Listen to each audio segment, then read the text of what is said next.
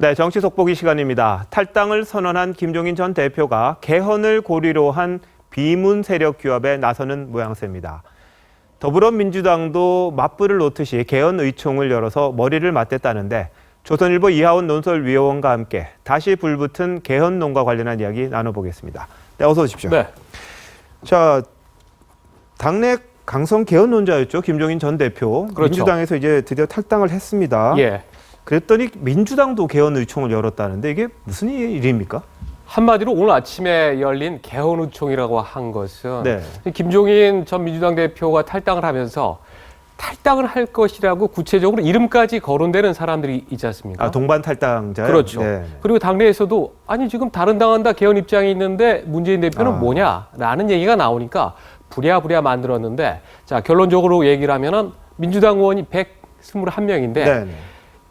최소한 62명 그 정도는 와야지만이 이거 뭔가 결정을 내릴 수 있는데 오늘 네. 결정은 못 내리고 우상호 원내대표가 얘기한 게 내년에 지방선거가 있지 않습니까? 네. 자 이때 개헌안을 통과시키기 위해서 우리의 개헌안을 마련하기로 공감대를 형성했다라고 네. 했는데 의원들 얘기를 들어보면 뭔가 이 개헌이라든가 이런 데 대한 어떤 결론을 내리기보다는 네. 김종인 전 민주당 대표로 인한 탈당을 막고 지금 아니 민주당은 개헌에 대한 입장이 뭐냐 네. 이런 여론을 좀 막아보기 위한 어떤 아주 긴급히 마련된 성격이었지 네. 오늘 뭔가 결론이 나왔다라고 하기는 사실 그렇게 생각하기는 어려울 것 같습니다. 자, 명분을 뺏으려고 하는 그런 의총이었군요. 결국은 어떻게 네, 보면. 그렇게 볼 수 있을 탈당하지 것 마라 이런 취지였군요. 예, 여전히 보면은 문재인 전 대표 같은 네. 경우에는 사실 지금 이대로만 가면 대통령이 되고 그렇죠. 5년 동안 또 대통령을 할 수 있을 것 같은데 네. 개헌에 적극적일 이유가 없는 겁니다.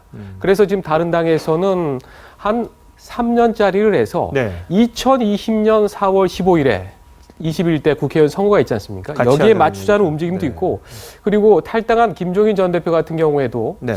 내가 3년짜리 대통령은 할 수 있을 만한 그러한 가능성도 있다고 봐서 지금 탈당을 한 건데 네. 네. 상황 자체가 지금 보면은 이제 문재인 전 대표 측에 뭔가 지금 입장을 밝혀라 이렇게 많이 요구하는 쪽으로 가고 있는 것 같습니다. 알겠습니다. 그런데 네. 뭐 자유한국당, 국민의당 예. 그리고 바른정당이 지금 주축이 돼서 헌법 개헌안을 만들었습니다. 그렇죠. 그래서 조만간 내겠다고 이야기를 했는데 네. 근데 각 당마다 좀 입장 차이는 있을 것 같습니다만 예. 단일안을 낼 수 있는 그런 상황인가요? 오늘 정우택 대표가 원내대표가 탄핵이 나기 전에 우리 네, 3당이 그랬죠. 네. 모여서 바른정당하고 국민의당하고 다 하겠다라고 해서 이건 좀 정우택 대표가 좀 오버한 거 아니냐 그런 얘기가 나왔는데 네. 이 세 당의 입장은 조금씩은 다릅니다. 예. 지금 뭐 이렇게 그래픽에도 나와 있습니다만은 4년 중임제냐 또 네. 분권형 대통령제를 채택하느냐 조금씩 다른데 여기에 딱 공통되는 게 이게 한 가지가 있습니다.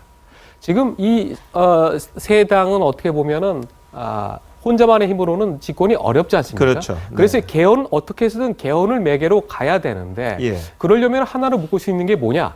조금 전에 얘기한 대로 2020년 4월 15일 날 국회의원 선거하고 함께 임기를 단축하는 그렇죠. 거. 예. 임기를 단축하기 위해서 이번에 대통령은 임기를 3년으로 네. 하자. 이걸로 그건 일단 다 똑같은 개헌을 하자. 입장이네요. 네, 예. 이렇게 지금 맞춰가고 있는데 예. 이게 지금 국민들 사이에서는 오늘 헌법재판소가 탄핵과 관련된 결정을 이제 금요일 날 내리겠다고 했지 않습니까? 네, 그렇죠. 근데 만약에 혹시 인용 결정이 나면 네. 누가 되든 과도기적인 대통령이 되는 거 아니냐라고 네. 생각하는 사람들이 적지가 않기 때문에 앞으로 정우택 대표가 이렇게 한 얘기는 네. 이 정당들이 좀 힘을 모아가면 이 세 당의 의석을 다 합치면은 현재 165석입니다. 네, 네. 그러니까 단독으로 이 헌법안을 발의를 할 수가 있습니다. 네. 물론 통과되려면은 3분의 2가 필요하게 부족합니다만 여기에 현재 지금 보면은 문재인 대표에게 좀 불만을 가진 비문계가 있지 않습니까? 예. 이 사람들을 규합하겠다. 아하. 지금 이런 생각하에 네. 움직이고 있는데 네. 좀 굴러갈 가능성이 있습니다. 알겠습니다. 근데 국회가 지금 개헌특위 네. 있지 않습니까? 역시 활동 중이고 개헌특위에서는 이미 개헌안을 만든 걸로 저희가 알고 있는데 예. 국회 총리 추천권을 준다 이런 내용도 좀 들어있지 않습니까? 그렇죠. 그런 부분들은 어떻게 좀 조화가 될까요? 예, 시청자들이 지금 돌아가는 헌법 개정 논의를 지금 두 가지로 나눠서 봐야 하는 게 예. 하나는 각 당에서 정치적인 목적을 가지고 네. 이렇게 움직이는 거 하나하고 또 하나는 국회에서 있는 이 헌법 개정 특위죠. 네. 여기에서 실제로 의원들이 들어가서 아주 구체적으로 얘기를 하고 있습니다.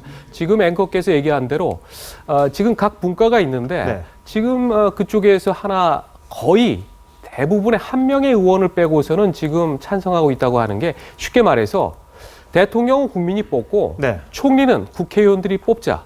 그래서 권력을 분산하고 이게 반기문 유엔 사무총장 시절에 반기문 유엔 사무총장을 모델로 만들었다고 해서 많이 알리지 쉽게 말하면 오스트리아식의 예. 이원 집정부제죠. 그러니까 곧장 내각제를 하기에는 네. 우리 내각제에 대한 부담이 많으니까 대통령과 다음에 네. 총리가 각각 또 선출하는 이런 법도 다르고 또 그러면은 꼭 같은 당에서 안 뽑힐 가능성이 있으니까 또 연정하기도 쉽고 하니까 이렇게 해서 어떻게든 지금 대한민국의 사실 모든 대통령이 이 제왕적인 힘을 갖고 네. 있다가 스스로 망하지 않았습니까? 예. 그래서 국민들이 피곤했는데 이런 걸 좀 막아보자는 네. 방향으로 가고 있고 그리고 무엇보다 지금 정세균 국회의장이 본인이 여기에 대해서는 굉장히 열의가 있고 예. 이건 문재인 전 대표를 설득해서라도 내년에 그러니까 본인이 국회의장 임기 시절에 네. 반드시 뭔가 얘기가 되는 헌법 개정안을 내놓겠다고 하고 있어서 이쪽으로 지금 흘러가는 이런 흐름도 네. 상당히 좀 잘 봐야 되지 알겠습니다. 않을까 싶습니다. 네, 알겠습니다. 이 의원 오늘 잘 들었습니다. 네.